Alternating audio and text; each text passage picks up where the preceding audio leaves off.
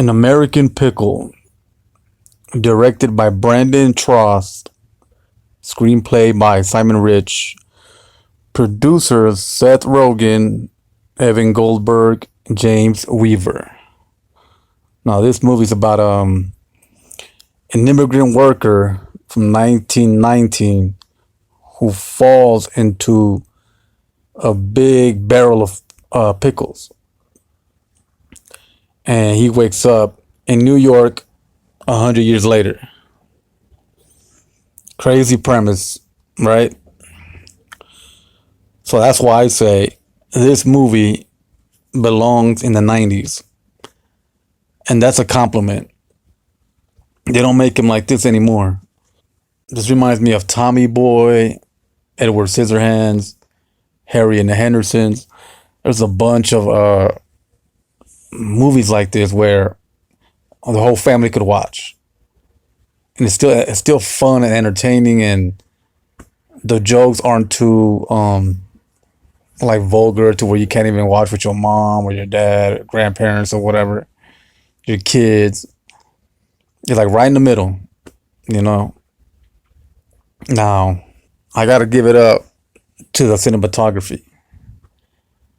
At the very beginning of the movie, it starts in the past, 1919, and technically I don't know how they do it, but I really really like it so much that I was a little disappointed when he time traveled and then he wakes up in the present, because the way it was shot at the beginning, I've never seen like anything like it. Like every frame looked like it could be a picture, like a real nice portrait or something. Maybe it was computer generated, or maybe the lenses, the camera, something technical, but I was still very much impressed. Now, throughout the whole movie, I kept thinking to myself, why doesn't he change clothes? Why doesn't he change his clothing? But then again, I try to picture him with modern day clothes, and he wouldn't look funny as he does with the whole attire, his accent, his state of mind. It worked perfectly. Now, as a Mexican myself, there's these group of people that we call paisas, which is Mexican people who come from Mexico to the United States and have very little knowledge of city life or American way of life, right? Because they usually come from rural areas in Mexico. And this guy here really reminded me of that. It's kind of funny in that way. Now, old school movies, they would give you this wild, crazy premise in the 80s especially, but in the 90s too, where it didn't make any damn sense at all. Unrealistic as hell. So they wouldn't even bother explaining how it's possible for any of that to happen. Like I said, Edward Scissorhands, somebody with hands like that who lived up there for so long. How did he eat? How did he shower? You could pose 1,000 questions, right? But they don't even try to answer that. Harry and the Hendersons, same thing. This part right here, where the scientists are explaining how it happened. If you haven't seen it, I'm not gonna tell you how they explain it, but it's hilarious.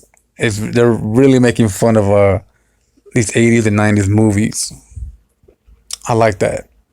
I like that they didn't try to explain it, because it's a comedy, man. Come on, it's just fantasy, man. Can't take it too serious. Towards the end of the movie, there's this part where it gets a little political, somewhat. Not too heavy handed, but you got to read between the lines, right? I'm not gonna spoil it for you, but it has something to do with immigration.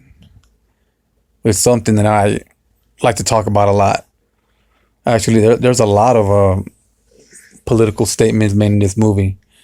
Cancel culture and stuff, immigrants, religion, a lot of stuff. but again, not too heavy-handed. If you're a fan of Seth Rogen, you know that he usually does comedy that's like way out there, like what do they call it? Raunchy, like filthy, potty mouth, just real extreme comedy, right? So that's what I expected with this.